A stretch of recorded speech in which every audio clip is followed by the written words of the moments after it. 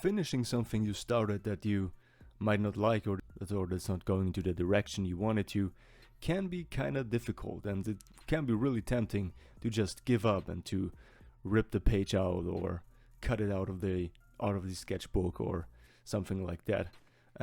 First of all, that would of course defeat the purpose of a sketchbook, which is to, well, be a little bit experimental and try new things, sketch out things and not have perfect polished drawings every time.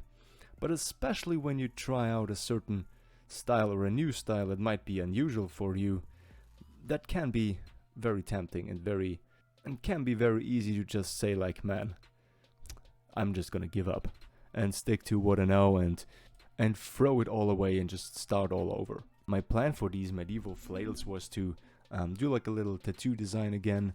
A lot of my drawings can be seen as tattoo designs if you want, but this time I really wanted to focus on the contrast and not have too many little details in the shading. I talked about this in a lot of my other drawings and a lot of my other videos, that I tend to go a little bit overboard with the shading and I don't seem to trust the contrast enough. In my last video that you can see right here, I tried to not go overboard with the shading. Of course that didn't really work. It's still really detailed, and so I thought to myself, man, it's time to really commit to a style and really commit to just doing this practice for myself, like just watching the contrast, not going too crazy with the details, of course having some amount of detail in there to make it look interesting, but just focusing mainly not on the shapes, not on the forms, not having, like in this case the flails, not having every chain link be perfect, the same size, and everything straight and beautifully drawn, but just focusing on the contrast and on what I want to achieve with this certain style that I'm trying out here, which is unusual for me because, as I said, I love details. I love going in completely overboard with them and shade every single little aspect.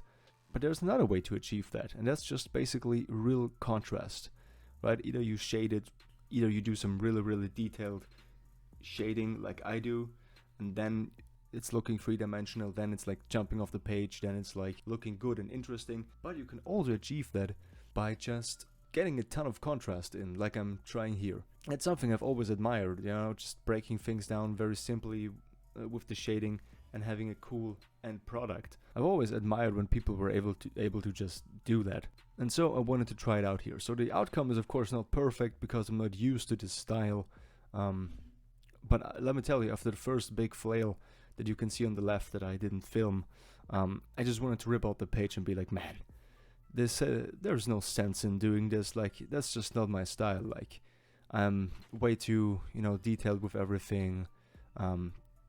Just doing this big contrast just doesn't work for me, it's not my thing. But then I committed to it and I was like, okay, I'm gonna fill out the whole page. I did 4 big drawings, or big, just filling out the page basically, committing to the style and seeing what the outcome is. And I'm so glad that I did, that I just committed to this style and just be like, okay, I'm gonna fill in this entire page. If it really sucks, I can still cut it out and just throw it away, but again, that would defeat the purpose of a sketchbook. And this is what I want to say with this video. Just, if you're trying out something new, it's not gonna go your way automatically. If it does, then man, you're really talented. But just trying out things that are unusual for you, expand your horizon. Like in my case, I want to be able to see contrast better and to keep my shading simpler.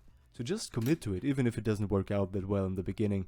Just see how you're gonna end up, and don't give up so quickly. I think that's the biggest essence here. Don't give up too quickly. I personally want to start tattooing. I want to dip my toes to that.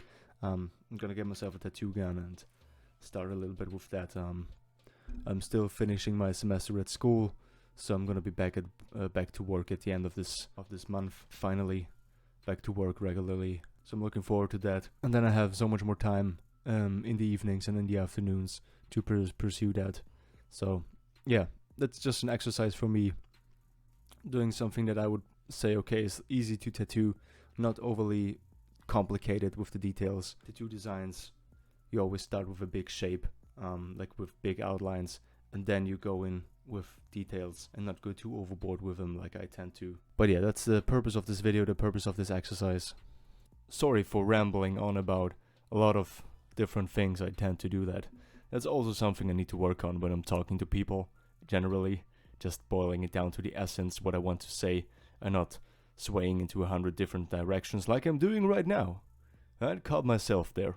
First important step to improvement. So yeah, thanks for watching. The last drawing here is gonna be not in real time, but I think I'm gonna speed it up like 2 times, so it's gonna be twice as fast as real life. How cool is that? So just enjoy, relax, kick back, get a coffee, watch me draw this thing, and I'll see you at the end of the video, okay?